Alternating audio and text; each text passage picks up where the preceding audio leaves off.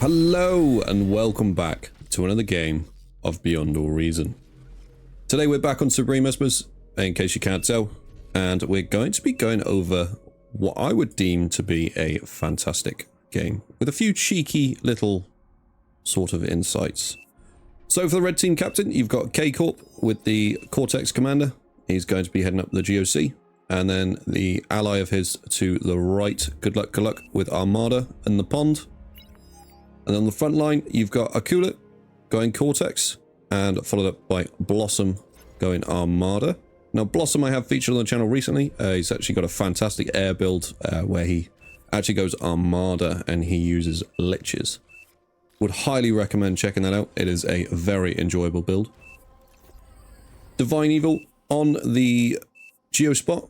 It'd be interesting to see what sort of build he goes. It's a very big flex spot. Whereas the ponds over here with good luck, a lot of the times you will see them help out the frontline players. The Geo is often either going to tech or they're going to go for some sort of timing attack, whether that's helping out the sea, helping out the air, or going for Zars. Anything you name it, really. On the ocean, you've got Klaboam. On the air spot, you've got Ender OS1. Now, Ender OS1 has been playing this game for quite a while. He's actually one of the few people that I recognize from back when I used to play bar. This is maybe a year or so ago now, actually. I took a little bit of a break, and I'm back now. But Ender OS1 is a gentleman that I remember from my own games back then. So it's nice to see that he's still around. And then in the eco/tech spot, you've got Sussy Worm. It'd be interesting to see what sort of design he decides to build. The front line for the enemy, you've got Helicopter. In fact, Helicopter is already pushing quite hard. He's got quite a lot of units out. I believe he's gone for the 1 mech strat. So yeah, so you go 1 mechs and straight into the lab. But you can only do this if an ally is going to share you wind turbines. And this allows you to produce a metric crap ton of units right off the bat with your starting metal resource. It allows you to take control of the center. I believe there is around... It's just under 2,000 metal worth of rocks in the center to be picked up. So if you can sacrifice a bit of early income off the mexes, because he still hasn't claimed those two or that one, for the metal in the middle, you can actually get a very quick influx. Commander there, Akula, missing his D-guns. I expect he will clean them up, yeah. It's going to take a lot of damage in the process, but he will get them cleaned up. I would like to see that commander repaired up. Unfortunately, the commanders are a very good unit. In fact, I'd argue they're one of the strongest units in the entire game, being able to do just about everything with a one-shot button. But if it's low health, it's not so useful. It's probably going to die pretty quickly. Got a little bit of a run by here with the grunts. They are trying to be headed off by pawns. Grunts are a little bit slower than pawns, but they do outrange the pawns by quite a bit, so they are going to trade favorably. In fact, the sea player bringing in Herring there to help try and clean it up. Anyway, back with the blue team introduction. You have Helicopter and you have Kato Magium on the front line, and then the blue team captain Mako is actually going to be helping out the front line. He's already sending units down. Ticks. The green player, his commander's already in the cove. Fiddler 112. The Geo player you've got renamed. I'm not going to read out those numbers. It's quite a long number. And then the player Zeeberg is going to be on the ocean. Then you've got Ferment, green air player, and you have... I have no idea, with a very quick advanced bot lab, as sub 4 minutes T2 lab. That is a very interesting build. I'm probably going to make a guide regarding that build, actually. That is the fastest T2 lab I have seen. So it'd be interesting to check out exactly how he manages to pull that off and how he progresses through the game. So that's T2 up already. I expect to see him finish up those two and then start handing out T2 bots to the rest of his team. Where is T2 for this team? It's not started up yet. I'm not sure if Sussy Worm or the Geo player is going to go for it. A lot of the times the Geo player may tech for the Eco player. That's if the Eco player actually says before the game I don't believe there was any exchanges, so it'll be interesting to see what happens there. On the front line, the blue team has taken the advantage. So when I say that, I mean it's sort of cut in half on a diagonal around there where these grunts are.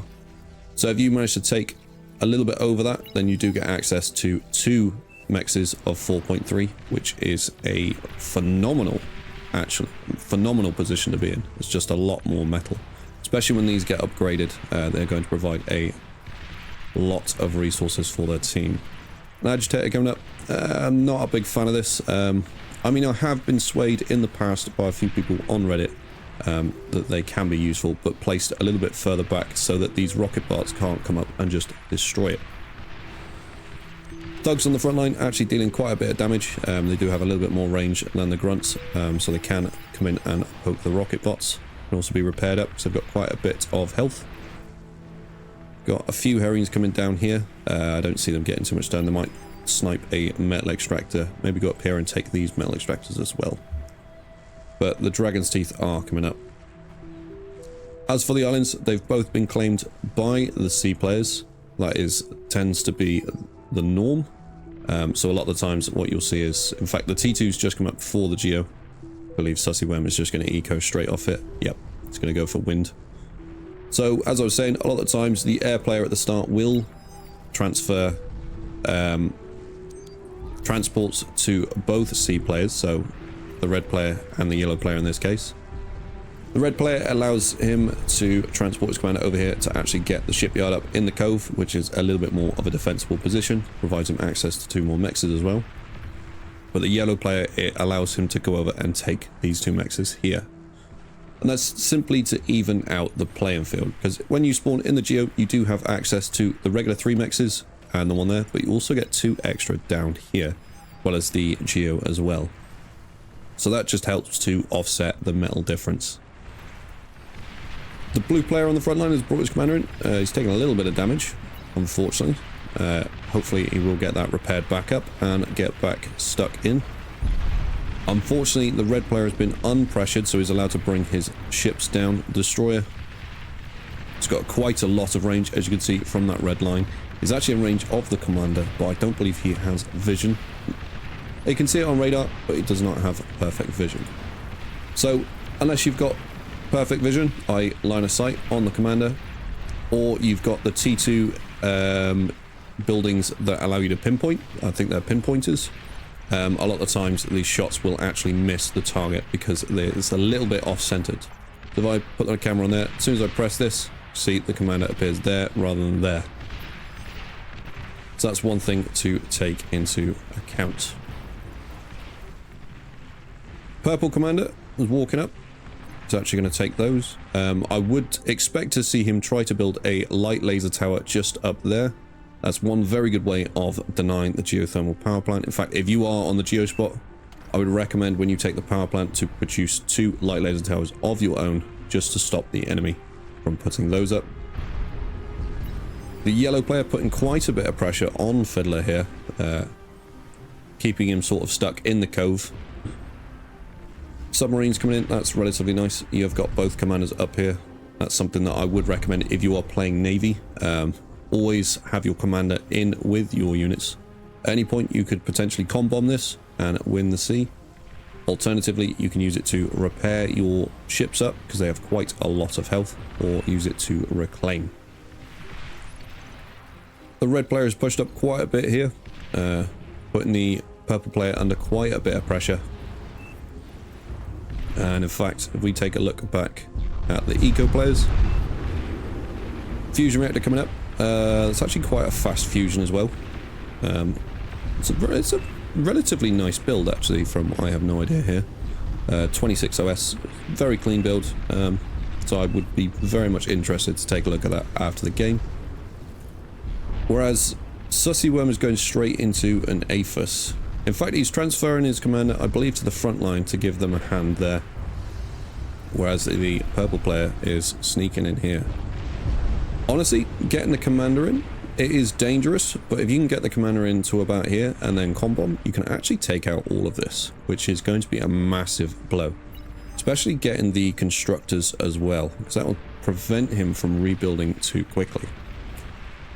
Alternatively, it would be nice to see the commander up with the army, given a hand there. Unfortunately, the red team is going to have a... Sorry, the red player is going to have a bit of an advantage there as far as that's concerned. The Geo players, this player is still on T2 upgrading his metals. It's not actually not upgraded his Geo yet either, whereas this Geo player is also doing the same. That's fine. It's a little bit slower progress than I would have liked, but that is still fine nonetheless. In fact, Sussy Worm is actually going to bring his commander down here. Whereas Zeeberg, oh, can he make it? Is he capturing the shipyard? Oh, he's capturing the shipyard. Can he demo it in time? No, he can't. He's actually stolen the enemy shipyard. I would like to see him control D. He's not going to make that situation out alive. Bring your commander up here, control D it. I believe Sussy Worm is going to do something similar. In fact, no, he's just landed on the island and he's D-guns the enemy. That is certainly a interesting play. In fact, it's given Yellow the water. So he's managed to D-gun a few of the ships there. He's got 2 destroyers and a Riptide left, and that's not going to be enough to protect him. Red and purple player are going in. They are finally, someone's finally pulled the trigger and started the fight. Unfortunately, that's the last destroyer, so purple does not have a way to deal with K-Corp's commander. So K-Corp's commander is going to be able to deal with these frigates, no problem. Simply because the frigates cannot hit the commander underwater. Not to mention the fact that he's got 3.6k metal, going to be up to 4k metal in a minute of reclaim there to take, as well as repairing. So that's a very nice spot there. Yellow player, as mentioned before, he has managed to win the sea. There's no way to stop that. Commander going down on the front line. I believe that was not Mako. I believe that was Helicopter, actually, losing his commander there. Yep, as you can see by the blue. Going to be interesting to see if they can hold this push, actually. There's a few pawns going in. Just got to be careful not to degun your own units there. Unfortunately, that will be a possibility. Eco player for the blue team has got both his fusions up. He's going for the 3rd fusion now, and he's going to go into T2. I like to see it. A lot of the times you'll see that the eco players, they get a little bit greedy and they go into too many aphyses, and while your front is folding like this currently is, you've got the yellow player coming in, actually dealing a significant amount of damage here. So a couple destroys from the side can shut down this player almost completely. A lot of the times they can in fact reach the lab. They can reach all the metal extractors as well. Bring it up here. It cannot shoot past a cliff like this, but when you've got a slanted beach like this, it can shoot perfectly, as you can see there. Ooh, I apologise for that voice crack. I'm a grown man, I promise you. Sussy Worm actually has got a con off the yellow player, and he's going to do what I mentioned earlier. So he's going to produce a Dragon's Maw, actually, because the enemy has only produced 1 guard tower. As you can see, he's trying to get another one up now. There's just too much build power going to be repairing that Dragon's Maw. And he is going to take the geothermal power plant down. There we go. Now, one thing I will say is I don't know whether it's worth the naval constructors. I mean, I guess so. A geothermal power plant, that's going to stop it for quite a long time. It's quite an expensive thing to build. In fact, Good Luck here is actually bringing his commander in. So he is not on the blue team. Good Luck is on the red team. And he has managed to sneak his commander up through, made a radar tower. In fact, he's going to be contested here by snipers. It's going to be interesting to see if he can get close enough. If he can get close enough and com-bomb this blue player, it's going to take him out of the game. Front line is still skirmishing. You've got T2 units on the front line now from Blossom, which is the orange player. It's actually got the Prude up now. And there's the com-bomb, taking out the T2 lab, taking out all of the energy converters. That is fantastic play there. Pink player, it's actually bringing his commander down. So the green player has lost the sea. So he's going to try and fortify this beach with pit bulls. A lot of times people will build mines. Minefields are great, but if the enemy decides to put a Juno up here, it's going to spell disaster. So they will take the minefield out straight away. Platypus trying to get some damage done. They're going to try and run past the enemy navy. As you can see there, he's going to avoid it. Not quite sure where he's deciding to bring them to. Would like to see them come down here. A lot of the times when you have the sea sorted and when you control the sea, you'll actually not bother to make defenses in this area. You'll just use your units to intercept anything coming by. So we'd like to see them going around. You've got the you got the yellow commander trying to do the same thing there. I don't think they're going to fall for that a second time.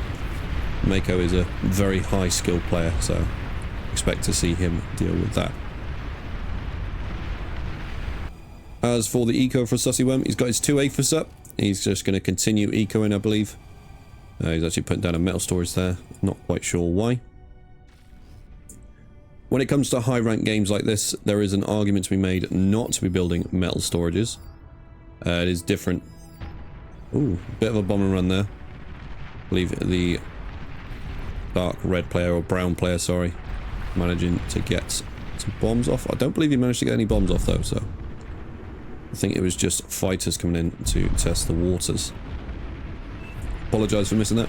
Again, I'm still relatively new to casting, so I will be missing things. But I will be producing them in a little window in the top, as you probably would have noticed going through. So I'm going back over the replay at a slightly later date to add in the captions of the screens in the top left. And I've noticed that that bombing run, Ender OS1 didn't actually have any bombers in there. I can't imagine this was an oversight from a player that's quite as experienced as him. I mean, I'd assume that it was just sort of to knock his opponent down a peg, but I would really like to see some...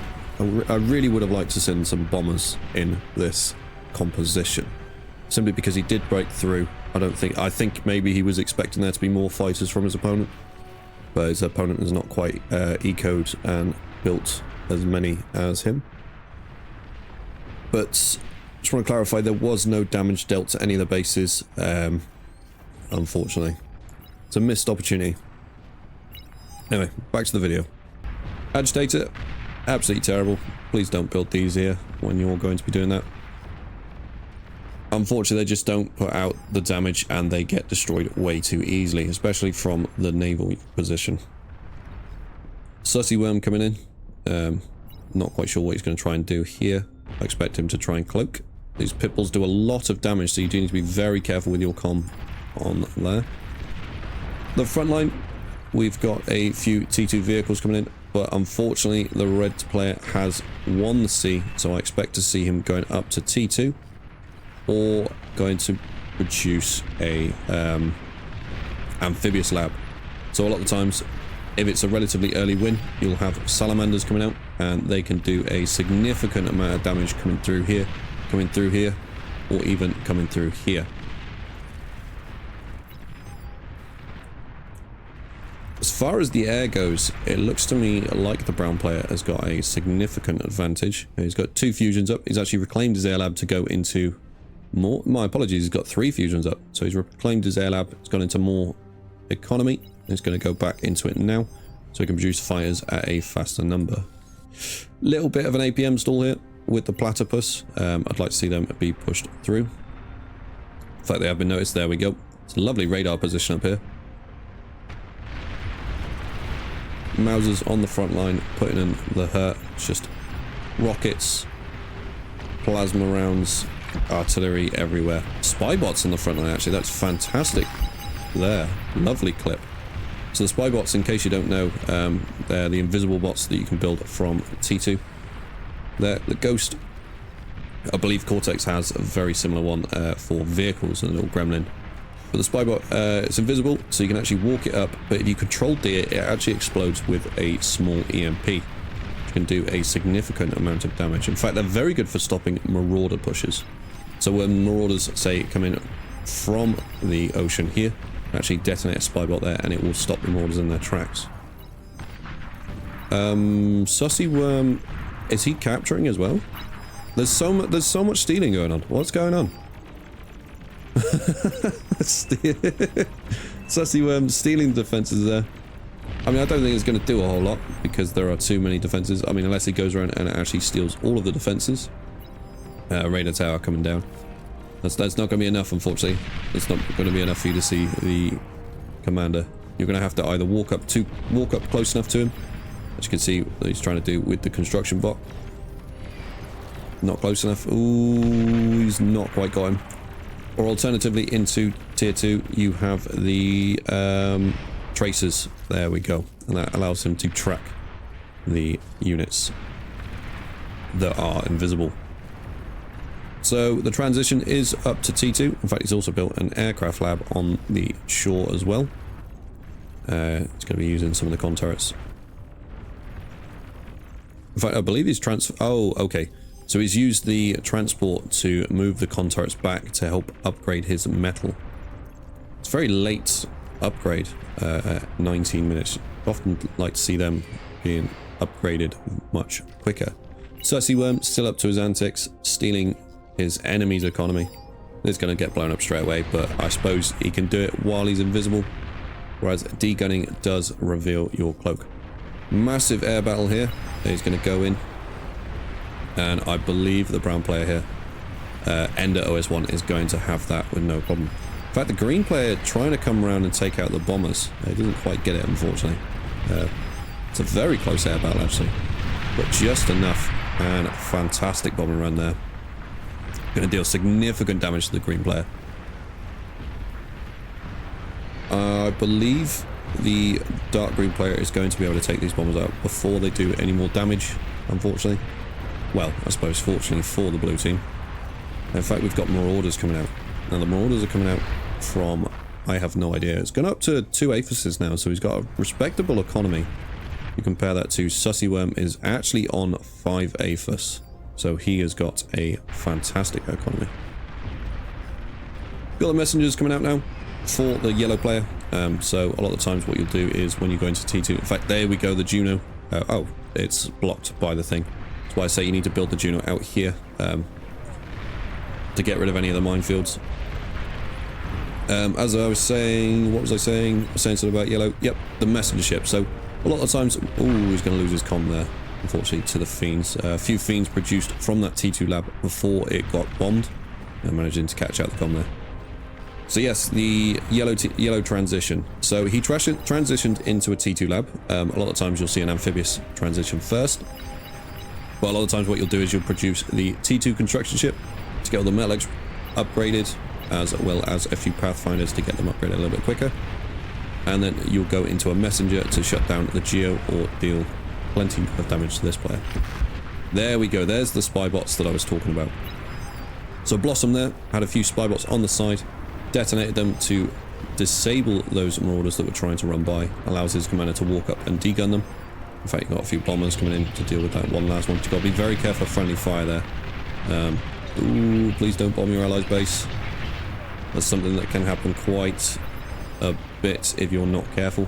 Bombers, unfortunately, they don't care if it's an enemy unit or an allied base. They will bomb. Not the most accurate thing of things either. You're going to get some damage done. Oh, as you can see, there's a little bit of friendly bombing, but that's not too bad at all. Sussy Worm actually going for a T2 on the enemy Geo spot. That's going to be interesting to see. Is it good? I mean, I suppose so. Having a few fiends running out, or either that or a Sheldon Ball. I'd probably like to see some fiends running straight up through. Can probably deal quite a bit of damage. They are very fast. There are a lot of marauders to deal with them there.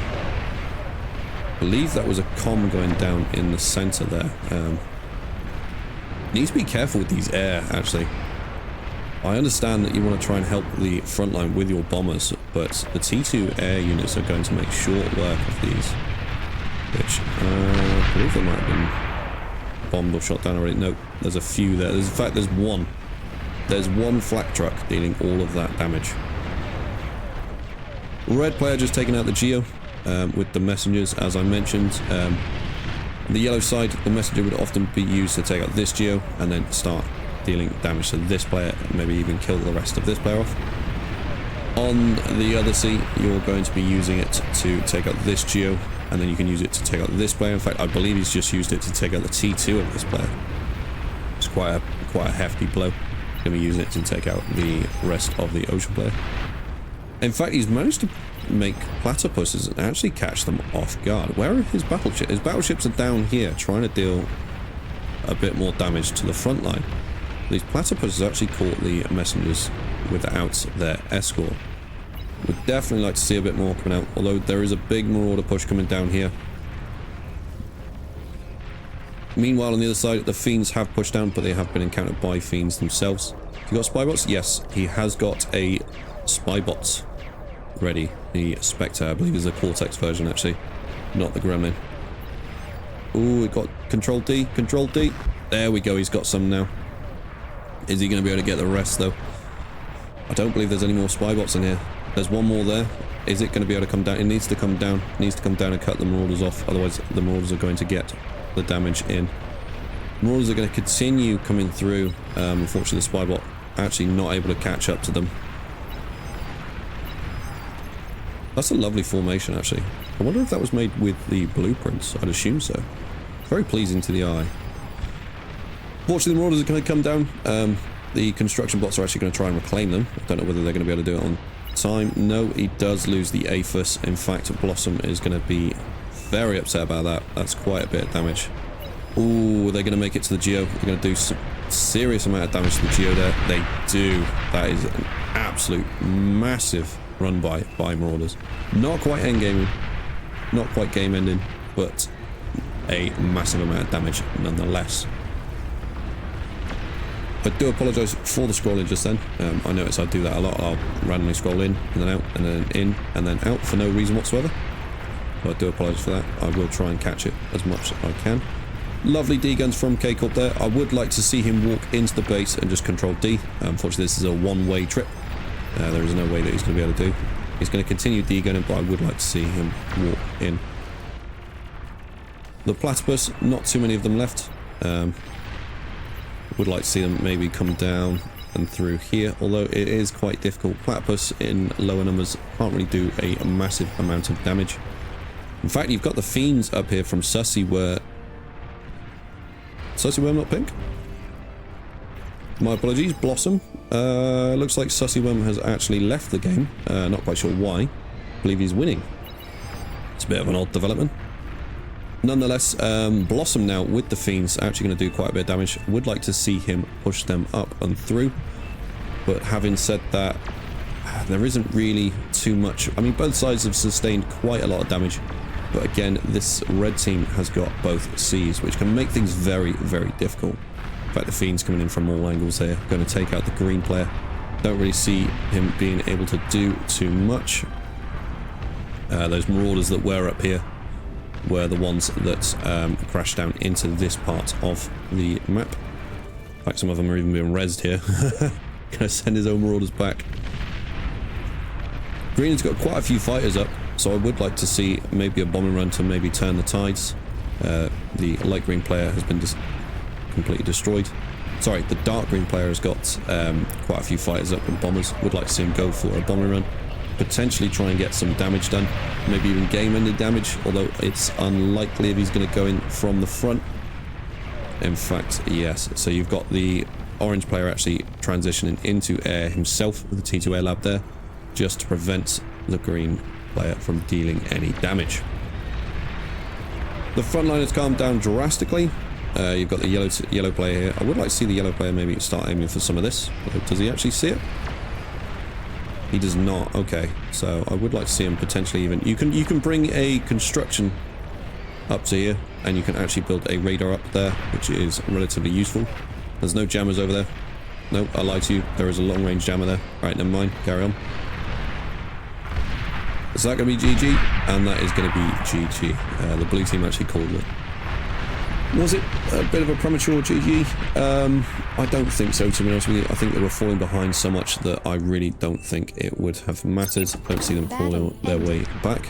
See that Blossom with the cow doing everything. Played very well from the front line there, putting on a lot of pressure, and then eventually taken over from sussy worm that left. Anyway, thank you very much for watching. Again, I am actually going to go over the little build order there of I have no idea. That was a very quick T2 lab. While in most games, I think that's not really necessary to go up to T2 that quick. If you're, say, playing with a friend in the air spot or a friend in another spot, and they've got a build that relies on quick T2, it'd be very interesting to see something like that happen.